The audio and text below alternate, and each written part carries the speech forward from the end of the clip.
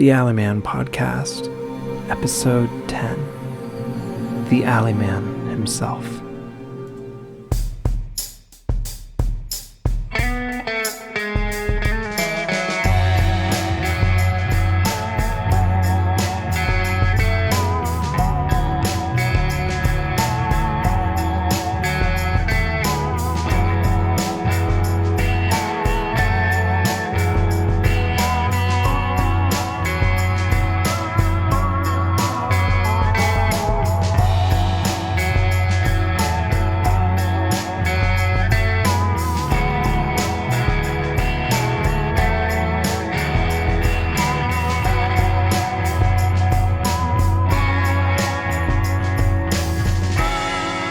Welcome to Modern Mythologies.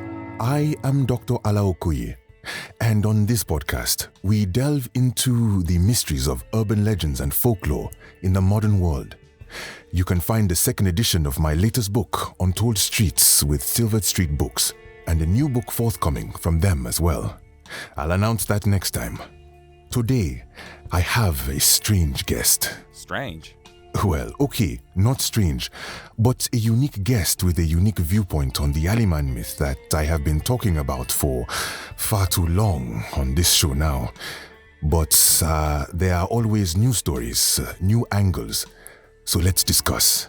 You gave me the name... Sometimes, here, yeah. I don't really want to give people my name. People can probably recognize my voice.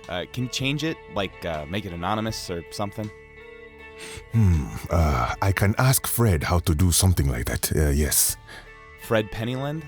Right, okay. So I don't want...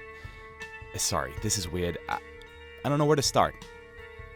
Why don't we start with a little background? Nothing specific, just generally who you are, the general occupation you make a living in. I don't think I should. It's not totally safe. What? Are you a secret agent? No. I'm a con man. I don't know that Yeah, you're second guessing this now, aren't you?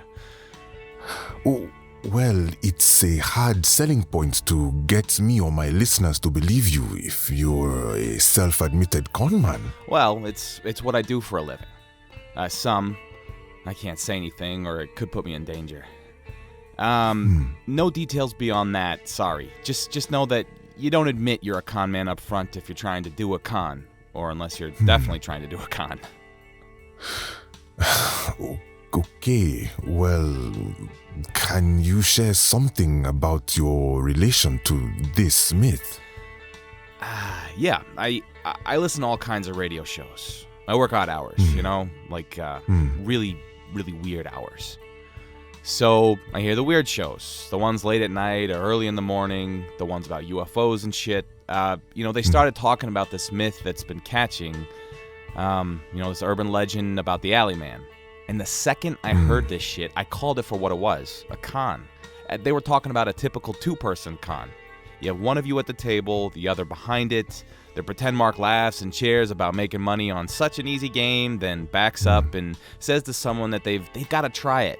Easiest money they'd ever made. Then the guy behind the table distracts them while the partner does a little sleight of hand. But this time, there was more theater to it. A reading with tarot cards. Same thing. You believe the Alleyman is a con man? Yeah, must be, right? Well, you did say that you were the Alleyman. No. No? You said that you believed you had been... I've been the Alleyman. Yeah. I'm not the Alleyman, though. Can you elaborate? I have some listeners, a Layla over on the Reddit, who wants to know how you became the Alleyman, or in this case, how you've become him in the past.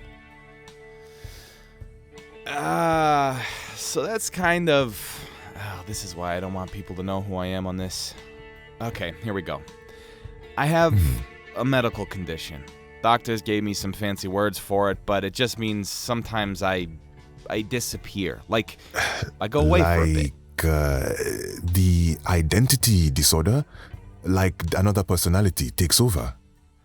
Nah, it ain't the ID. This is more like I just black out for a while. And I used to think that I passed out, right? Like, just conked out on the ground or in my van or something. And then I started playing your shows because the radio mentioned you for something to listen to. Whatever. The how isn't important. I saw the video, the one with the chick who was on her Instagram. Right. I know which one you mean. And I saw me in it, in the video. I mean, it was, well, I've used costumes in the past. Pot of cons, the voice, flat, clean, and clear, the clothes. I mean, I still have that coat. You're saying that you were the Alleyman in the most iconic video evidence of this myth? Yeah, no doubt. That was me. Well, not to be... You have a very distinctive voice. I started this off by telling you I'm a con man, right? I got voices. I got looks. This ain't what I really sound like, Doc. Okay. I'll give you the benefit of the doubt on this. You recognize the look, the voice, right? But you're not saying that you recognize the situation or remembered it, rather. Nah, not at all. Not a second of it. I went through my supplies, though, and I found a deck of tarot cards, and that's not new. Like, I've done that character before, but this isn't a normal deck. It was all mixed up like the video. It is the same deck from the video? What? Did it have the cards that were in the video? Oh, I don't know. I didn't... You didn't verify it was the deck to be certain it was you? I'm a people person. I read me in that video like a book. The makeup was lazy and the fall dirt I had on my face was misapplied. I didn't need anything else to know it was me. Do you have the deck with you now? Yeah. I mean, it's outside in my van. So, you never left it or gave it to someone? What are you fishing for here, Doc? It's... Someone has claimed to have been the recipient of the deck. Sounds like another con man, then. I still have it. Could you email me pictures of it? After the interview, of course. I guess, sure. If that's what you want. Right. So, you believe that when you black out for periods of time... That I'm turning over, becoming this Sally guy. How long do these episodes last? I don't super know, you know? I sometimes wake up a few hours later after preparing for something, and that's the thing. I think I got the narcolepsy thing too. Like, I fall asleep, and so I don't know when I'm just passing out and when I'm, like, becoming him. And do you know of other times that you've transformed in this way? You know, I don't know much. It's not uncommon for me to wake up somewhere new looking like someone else, pretending to be them. But now that I know what I'm looking for, I think back, right? I'm like assigning shit to shit. Like, I remember being in a club, kind of coming to, right? And I was in a weird look for a club. Not how I would have done the costume, but I wasn't coming to, like, laying down or asleep in a chair. I was sitting middle of a booth with someone opposite me, and I had playing cards out on the table. I was like in the middle of grabbing them up and putting them away when I came to. And this woman across from me was sitting there staring at the table, all thoughtful like. And I felt like I had just taken part in something there. And she looked like she had taken part in something, and I couldn't get past it. She looked up at me a little and smiled and left, and I had some random change on the table beside me. And that's when it really hit me. What? The jar of change in my passenger seat. It's been there for years now, and I always joke with people that I don't know where it comes from, but it adds up. But I realize now I really don't know where the change is coming from. It's been coming through this Alleyman thing. How much change has been collected? That's the scary thing. I've emptied it 3 times, and it's almost full again. I don't remember almost ever putting money in it. It just shows up, and it's a big jar.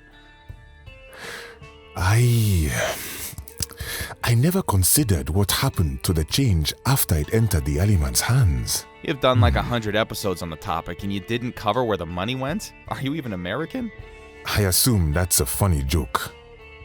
But as it's a question people have more seriously asked me, I don't... Oh, geez, don't turn this into a race thing. No, I have not covered the money in this show. I take it you haven't listened to all the episodes on the topic yet. Nah, I listened to Urban Folklore when you were on it, and that was it. He's more zippy, easier to listen to. You get a little too deep into it. And yet you reached out to be on my show. Right. I said he was better to listen to, but I wanted to come for answers. You seemed like the smart one of the two of you, so I'm here. So how does it work? I'm sorry? How does this Alleyman thing work? Like, why am I doing this stuff? You called it a spirit, so what? Like, it's like a ghost of a tarot reader? It didn't have enough readings before it died? I think there's some confusion here. I, and my listeners as well, assumed having you on the show would give us insight into your experience, into the myths, with you being someone who says they have been inhabited by this moving spirit. I've seen The Conjuring, like Poltergeist. I've seen ghost movies. I didn't say ghost.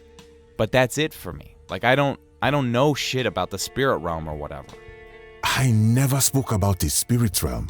When I am discussing the Alleyman spirits in this way... I always liked Alien better than the ghost movies, though. When I am discussing the Alleyman spirits of performance in this way, I am discussing it in an open sense for what spirits can be. I think this is less of a ghost than it is similar to the loa seen in Haitian voodoo, like a divinity that settles into you and overtakes you with the spirit of its performance. Rainbow and the Serpent, sure. I have seen that film, yes, I suppose. It is not unlike... So you think someone, like, drugged me with some spell stuff? Like I became a zombie? No. I have not ascribed a source for the spirit or the reason it inhabits people. Okay, but does that mean there's, like, a talisman I could wear that would keep it from happening again? I do not know. I don't have that knowledge over what it would be. Not in a... How do I say? Not in a literal, true sense. What do you mean? Listen, I study folklore, gossip and urban legends, stories. This is a story. Me losing hours and days at a time is not a story, Doc. I'm here because I'm looking for real answers, not some story time stuff. You're a professor. Yes, well, you are the first person to come on this show to share a real story about what has happened to you in your life on this topic. And I am not a voodoo practitioner or affiliated with talismans or magic making. In fact, I am a Catholic, though I know there are connections into voodoo there. I thought you were the real deal, like a scholar on this kind of magic stuff. Well, I would not say that I am not, but I am an academic scholar of this topic. I research it as a largely fictitious subject. Okay, but I'm telling you, it's real. I understand that I'm informing you right the fuck now that it's true and it's affecting me. Look, I get that you think it's real. Think? That you believe the story, and I believe in the life of the story as well, that it has power. No, it's not. I'm not saying it's a story.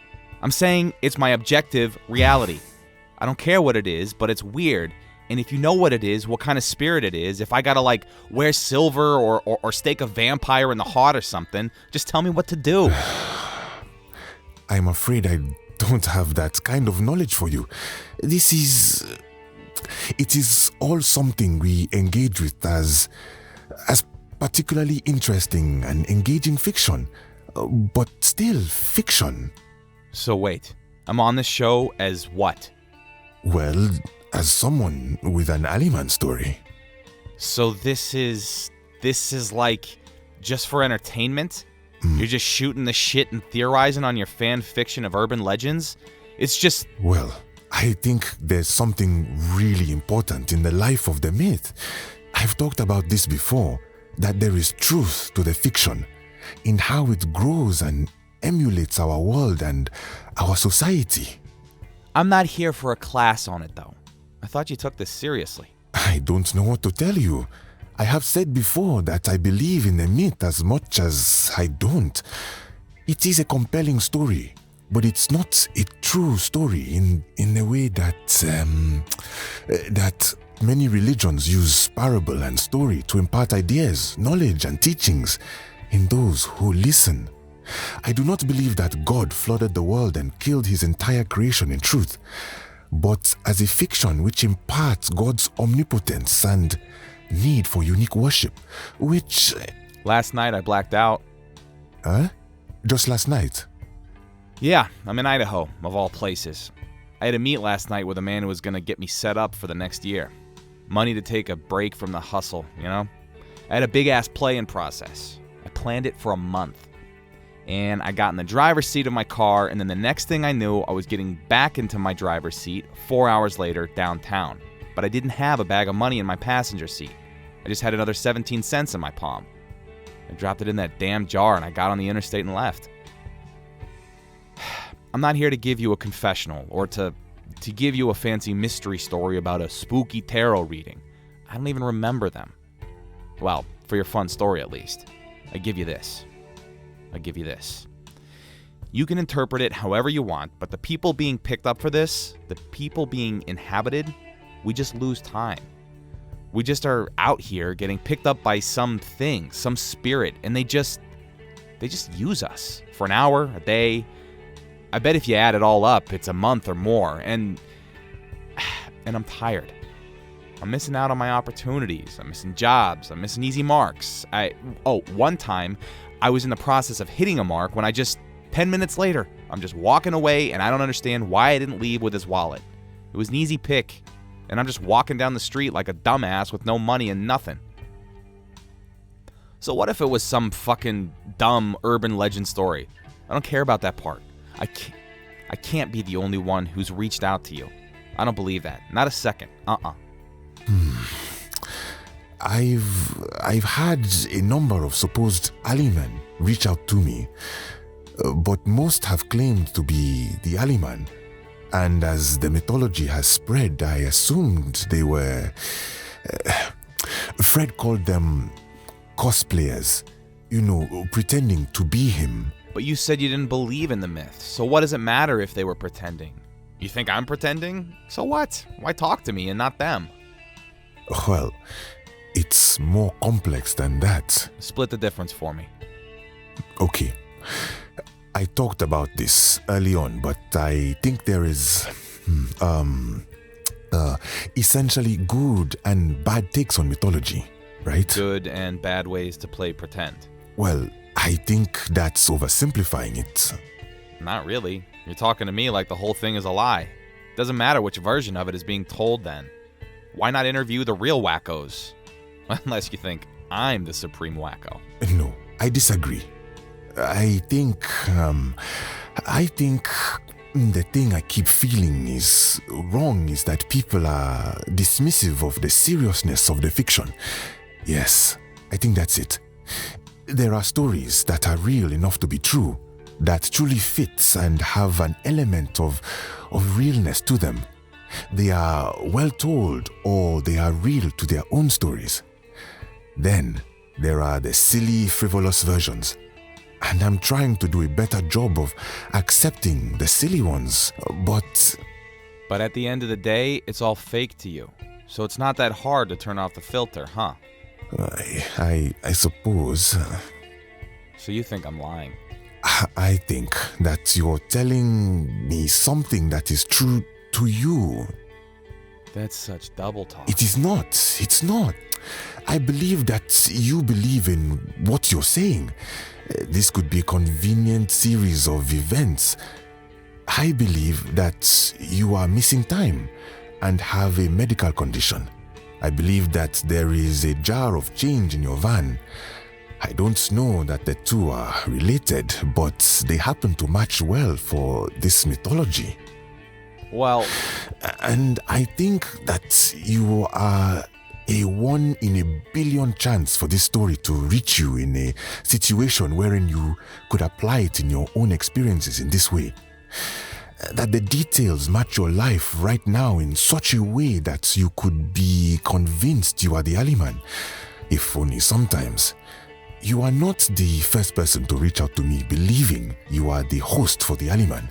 A number of listeners or people who were told about this from friends or family have reached out, being sufferers of dissociative identity disorder, believing that there are identities or alters that are this Alleyman being. Huh. That's why you thought I had DID. That's why I thought you had DID. I have found that there are many people who do not have it, who think they do. Oh, so people can't be diagnosed without you doubting? I am not doubting. I just know that DID is much more rare than my emails have been suggesting.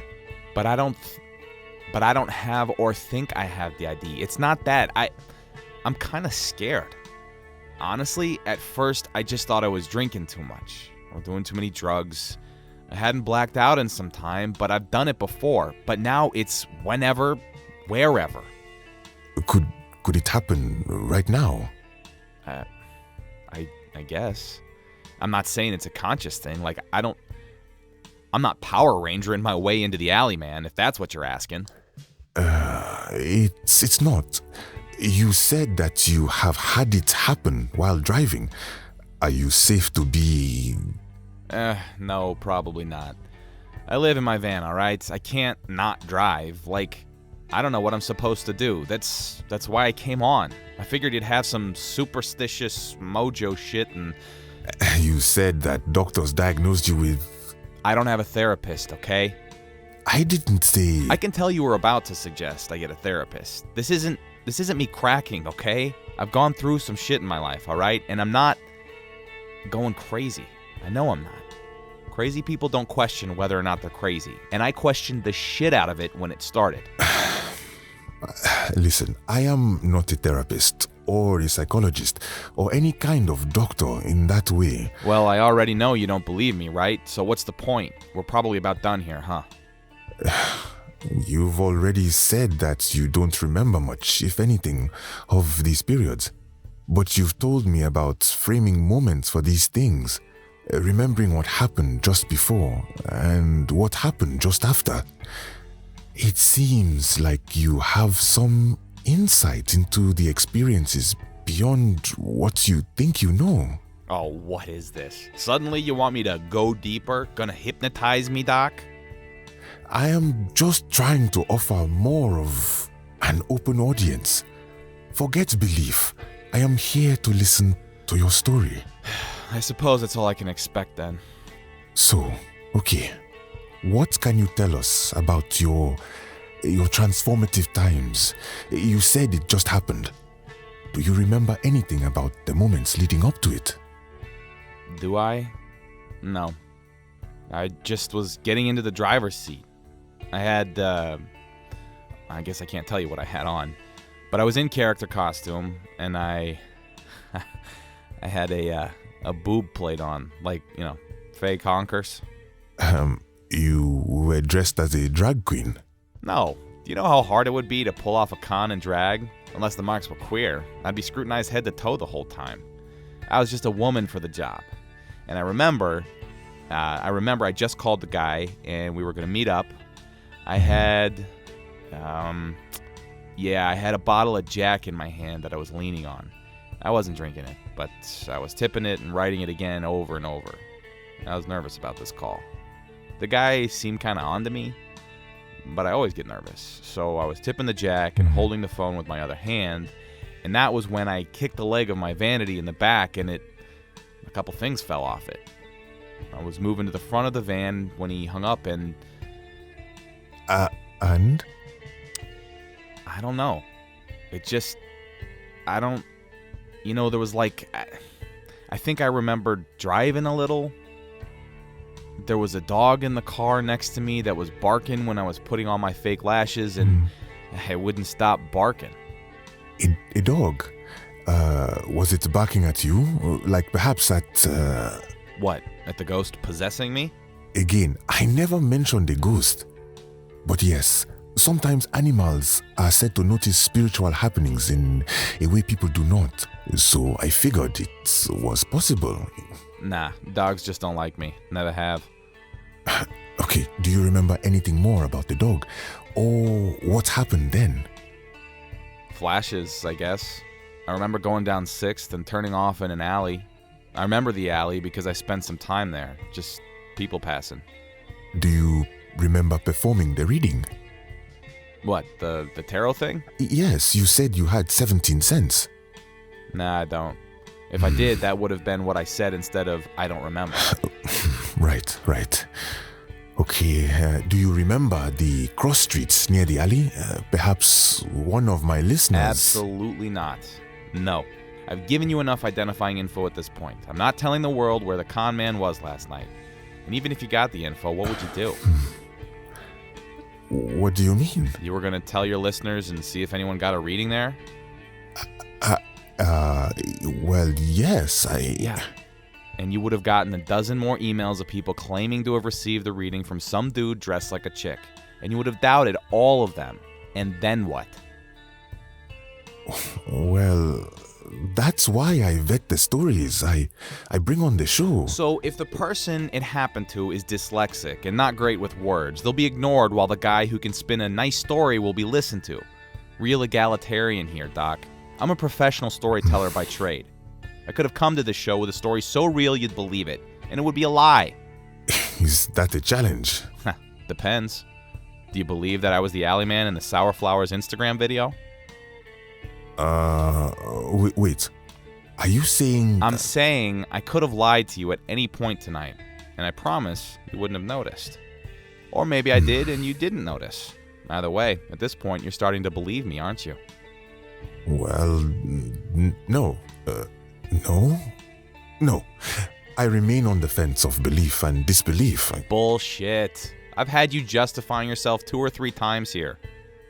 I don't think it would be hard to push you one way or the other. Your fence sitting isn't the objective power move you think it is. It's just being afraid to believe in something. I have faith aplenty, thank you. Not for your stories, you don't. I have immense faith in stories, in what they tell us about what they mean, in their allegories, in their allusions, in their reflecting of our own lived experiences. Sure, you can believe in talking about stories, but you don't believe in the stories. You know, people don't tell other people things like this for understanding. They admit this kind of shit for belief. Is that why you're here today? You are seeking my belief in your story. Affirmation that what you're going through is real? I think you're here because your own medical experience is horrifying. I think that, like everyone who seeks meaning in this myth, you are looking for your own corner of the fantasy. Ways to make your seemingly tiny life have meaning. To spin your medical condition into something fantastical rather than inescapable. Oh, God, you're so wrong. It's like you don't even listen to your subjects. Because that's what we are, right? A medical condition would have been explainable. My horror is I don't know the thing that's using me. I just know it's gonna do it again. I think I'm one of its favorites.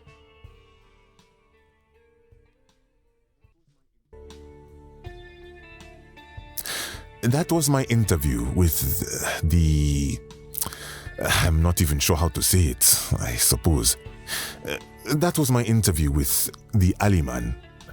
At that point, he got a phone call and excused himself rather suddenly from the voice chat with me. He said he would reach out later, but he never did. I'll admit, it was a challenging interview. With my last one, I certainly felt a bit chastised, but for good reason.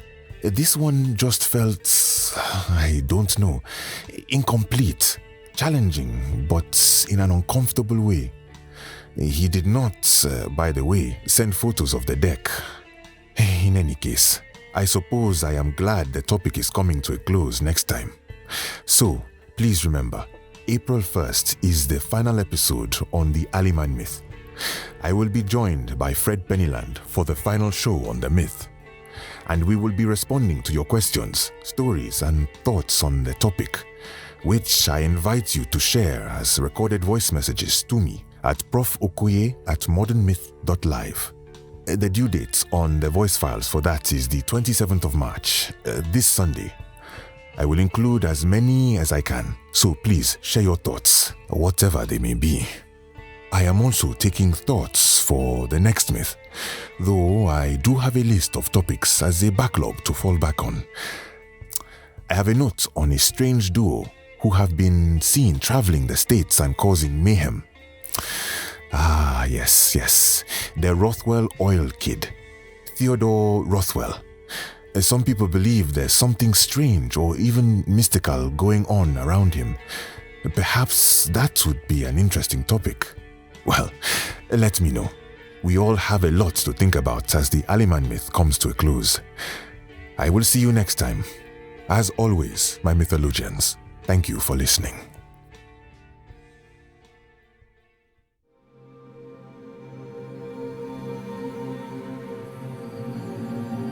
The Alleyman Podcast is a podcast produced, written, and directed by Seven Dane Asmund of Publishing Goblin LLC and licensed under Creative Commons Attribution Non-Commercial Share-alike International License. The Alleyman character was created by Seven Dane Asmund and is based on the character created by them for the Alleyman's Tarot. I'm John Dingo, and I produced the intro and bed music. Outro music produced by Seven Dane Asmund. I am Uduak Inyang, and I play Dr. Okoye. I'm Austen Moret, and I played SometimesHere. The podcasts Modern Mythologies and Urban Folklore are fake podcasts produced for the purposes of this show, as are their hosts and characters. Any relation to people, real or imaginary, is a coincidence. The Urban Folk Reddit and Dr. Okoye's email, profokoye@modernmyth.live, are real and available for you to use to reach out to the character. I will read comments and emails each week for the next episode. Please like, review, and share episodes wherever you find them, and consider donating to support this and future projects at the Publishing Goblin Patreon, or follow us on all social media, all of which can be found at publishinggoblin.com. Thanks for listening.